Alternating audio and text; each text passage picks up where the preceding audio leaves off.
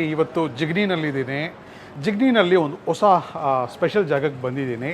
ಈ ಜಾಗದಲ್ಲಿ ಲಕ್ಷ್ಮಣ್ ಬಿರಿಯಾನಿ ಅಂತ ಒಂದು ಸೂಪರ್ ಜಾಗ ಇತ್ತು. ಅದು ಶಟ್ ಡೌನ್ ಆದಮೇಲೆ ಇಲ್ಲಿ ಹೌಸ್ ಆಫ್ ನಾಟಿ ಅಂತ ಒಂದು ಹೊಸ ಬ್ರ್ಯಾಂಚ್ ಸ್ಟಾರ್ಟ್ ಆಗಿದೆ.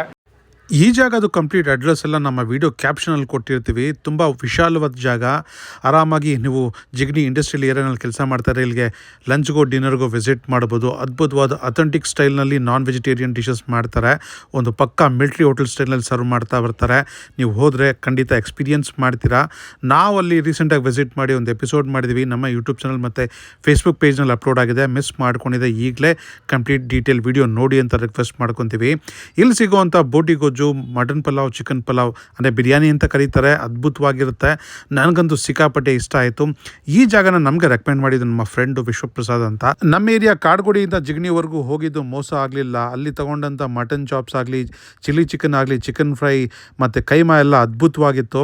ಸಿಕ್ಕಾಪಟ್ಟೆ ಎಂಜಾಯ್ ಮಾಡಿದ್ವಿ. ಆದಷ್ಟು ಬೇಗ ಹೌಸ್ ಆಫ್ ನಾಟಿಗೆ ವಿಸಿಟ್ ಮಾಡಿ ನಮಗೆ ಕಮೆಂಟ್ ಬಾಕ್ಸಲ್ಲಿ ತಿಳಿಸಿ. ಹಾಗೆ ನಮ್ಮ ಪೇಜ್ನ ಫಾಲೋ ಮಾಡ್ತಾ ಇಲ್ಲ ಅಂದರೆ ಫಾಲೋ ಮಾಡಿ.